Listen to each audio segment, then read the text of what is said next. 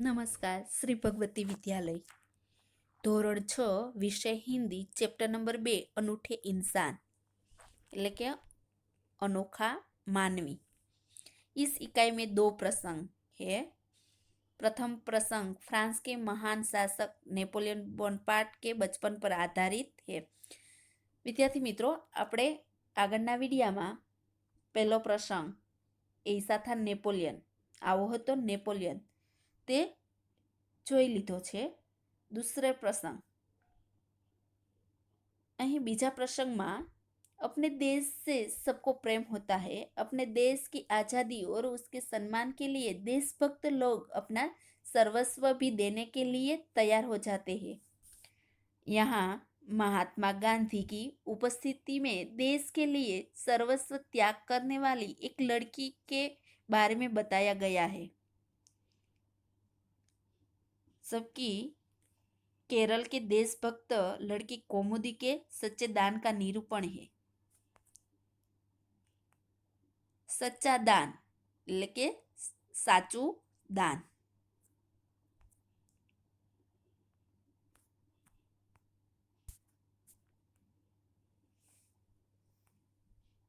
मालबार केरल की बात है।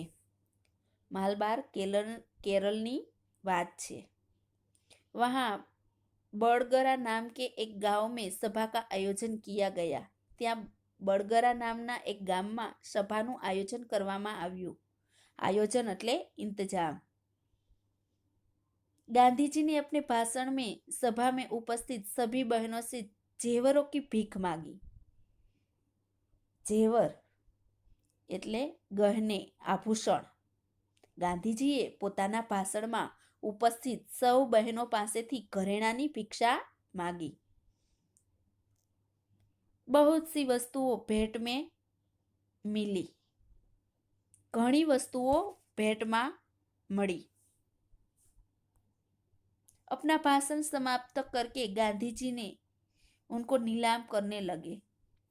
પોતાનું ભાષણ પૂરું કરીને ગાંધીજી આ વસ્તુઓની બોલી બોલીને વેચવા लाग्या। नीलाम करना, बोली लगाकर बेचना। उसी समय कौमुदी नाम की 16 वर्ष की एक कन्या धीरे से मंच पर चढ़ आई। मंच એટલે કે સ્ટેજ। તે વખતે કૌમુદી નામની 16 વર્ષની एक बालिका मंच पर आई।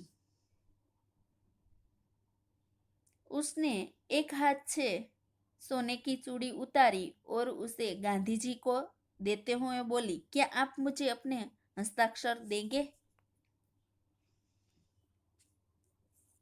तेणे एक हाथनी सोनानी बंगड़ी उतारी અને ગાંધીજીને તે આપતા બોલી, શું આપ મને તમારા હસ્તાક્ષર આપશો? હસ્તાક્ષર એટલે કે દસ્તખત।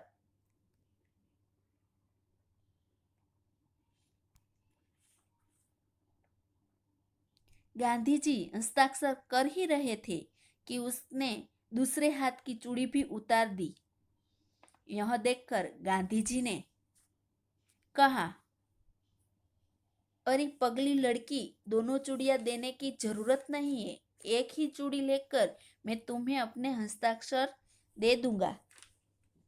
ગાંધીજી હસ્તાક્ષર કરી જ રહ્યા હતા કે તેણે બીજા હાથની બંગડી પણ ઉતારી દીધી। આ જોઈ ગાંધીજીએ કહ્યું, અરે ગાંડી છોકરી, બંને બંગડીઓ આપવાની જરૂર નથી। એક જ બંગડી લઈને હું તને મારા હસ્તાક્ષર આપી દઈશ।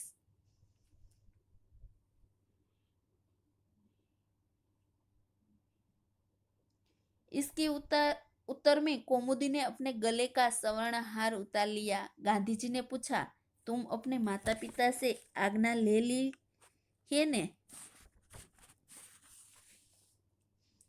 એના ઉત્તરમાં કૌમુદીએ પોતાનો ગળાનો સોનાનો હાર ઉતાર્યો। ગાંધીજીએ પૂછ્યું, તે તારા માતા પિતાની આજ્ઞા તો લીધી છે ને? સવર્ણહાર એટલે સોને की माला, આજ્ઞા એટલે अनुमति।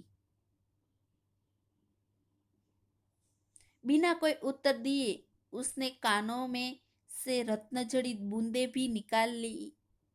गांधी जी ने पूछा, तुमने इन आभूषणों को देने के लिए अपने माता पिता से आज्ञा ले ली है ने।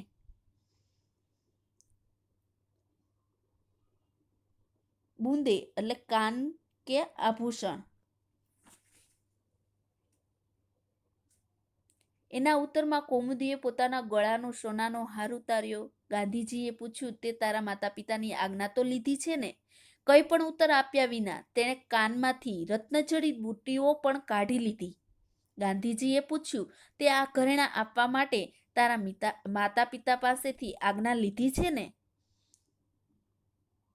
कौमुदी कुछ उत्तर देती इससे पहले ही किसी ने कहा, એટલે કૌમુદી હજી કઈ ઉત્તર આપે એ પહેલા જ કોઈકે કહ્યું, इसके पिता तो यहाँ ही है न, આના પિતા તો અહીં જ છે ને।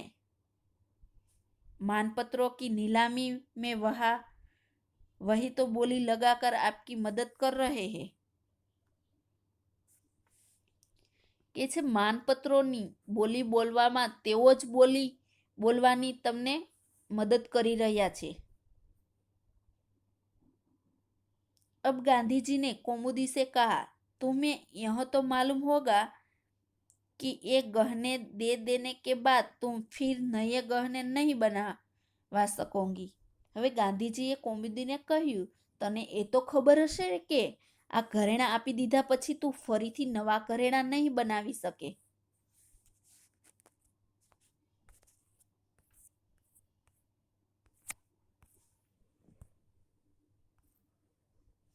कौमुदी ने यह शर्त दृढ़ता पूर्वक स्वीकार कर ली। गांधी जी ने हस्ताक्षर करने के बाद यह वाक्य लिख दिया, तुम्हारे इन आभूषण की अपेक्षा तुम्हारा त्याग ही सच्चा आभूषण है। કૌમુદીએ આ શરત મક્કમતાપૂર્વક સ્વીકારી લીધી। ગાંધીજીએ હસ્તાક્ષર કર્યા પછી આ વાક્ય લખ્યું, તારા આ ઘરેણાં કરતા તારો ત્યાગ જ ખરું ઘરેણું છે। ત્યાગ એટલે કે છોડને કી ભાવના।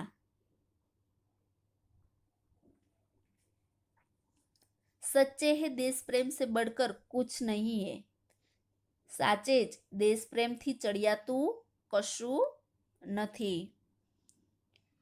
तो विद्यार्थी मित्रों, એ સચ્ચા દાનની પ્રસંગ છે તે આપણે વાર્તા સ્વરૂપમાં સાંભળીએ।